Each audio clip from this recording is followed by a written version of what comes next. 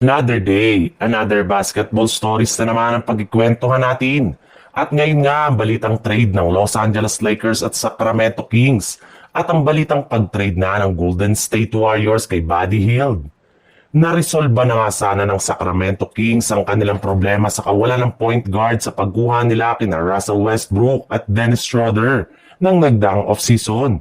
Ngunit sa kabila nga ng pagkakaroon nila ng dalawang point guard ay hirap pa rin naman nga ang kanilang team na makakuha ng panalo sa pagkakaroon lamang nila ng record ng 3 wins at 11 losses kung saan may kasalukuyan pa nga sila ngayong 6-game losing streak.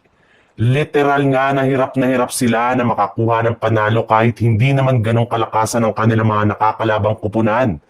Kaya nangangahulugan nga na walang kwenta pa rin naman nga ang binuo nilang bagong lineup ngayong season. Kaya di na nga nakakagulat bakit ikinokonsidera na nga ng kanilang front office na i-trade ang kanilang majority sa kanilang mga players, especially ang kanilang big three na sina DeMar DeRozan, Zach LaVine at Domantas Sabonis.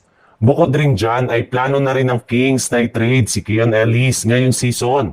At isa nga sa mga team ay ang Lakers na nangangailangan ngayon ng isa pang 3 and D players sa kanilang lineup. Posible nga daw na gamitin dito ni Rob Pelinka bilang offer sa Kings si Dalton Kenny na magagamit ang Sacramento sa future ng kanilang prangkisa. Sa ibang balita naman, matapos nga ang pagkatalo ng Golden State Warriors sa kanilang last game ay nangangamoy na nga na hindi sapat ang kanilang kasalukuyang lineup para magkampiyon ngayong taon. Kaya dahil nga dyan ay hindi na nga sinasarado pa ng kanilang front office ang kanilang kagustuhan na makakuha ng isang legit na superstar big man sa mga susunod na taon.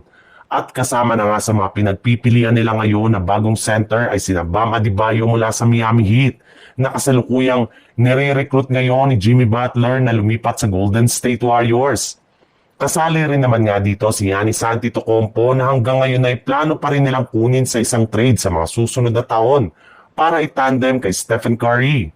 Maliban din dyan ay kasama rin naman nga si Nick Richards sa mga posibleng ngayon na kunin ng Golden State Warriors sa isang trade.